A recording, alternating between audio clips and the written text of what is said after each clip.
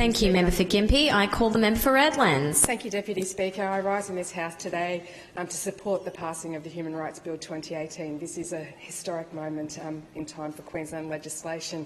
I just want to talk just a little bit about what we've heard from the other side so far. And it really is, when you've got nothing else, what do? You run a scare campaign. You know, talking about fracturing our society, that's outright misleading. That's what's outright misleading, Member for Gympie.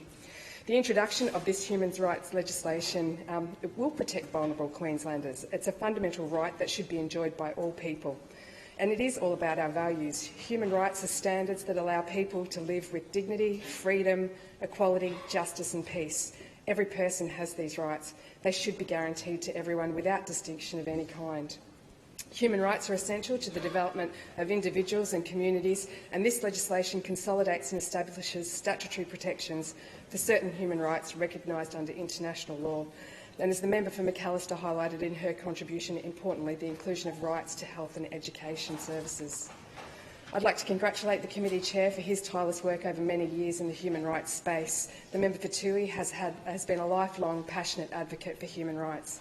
I'd also like to honour the contribution of Minister Leanne Enoch. It really is difficult to comprehend what her family experienced, and it speaks to the importance of this legislation.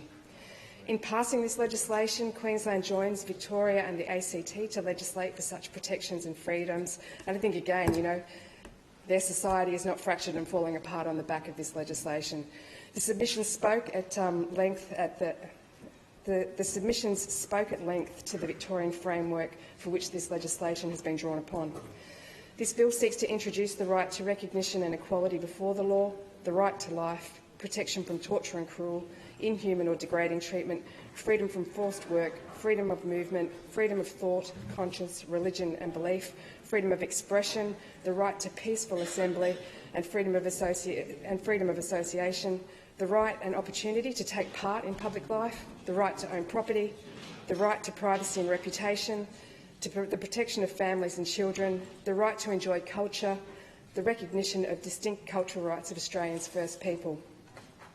The bill states that the Act's decisions and statutory provisions made by the legislators in government departments should be compatible with these human rights, and that any Act decision or statutory provision does limit a human right or any other ratified declaration should only be done to the extent that it is reasonable and justifiable in the circumstances. This inquiry saw over 150 submissions made on the legislation, demonstrating the importance of the legislation to Queenslanders. The Queensland Bar Association welcomed the legislation, stating their support for the bill and its proposed recognition of human rights, and also complimented the Queensland Government for making the decision to bring the Queensland Bill to the Parliament.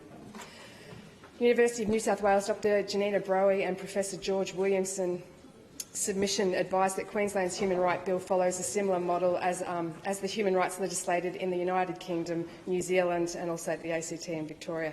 Importantly, their submission states that the bill does not seek to fundamentally alter the roles of or relationships between the three branches of government.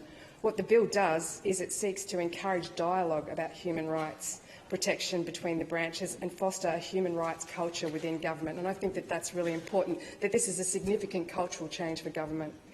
The submission went on to say that the bill builds on the successful experience of human rights. And again, that's a successful experience. It's not fractured, it's not broken, it's a successful experience. Their submission went on to say that this bill is the best drafted and most effective shield of people's rights yet seen in Australia. We should be very proud of this. The bill seeks to provide a low-cost mechanism of resolving complaints through the Human Rights Commission.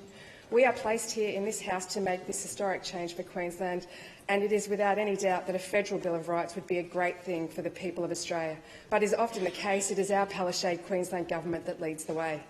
This is a bill that will be a catalyst for significant cultural change in Queensland, in the Queensland public sector, with fairness and people at its heart.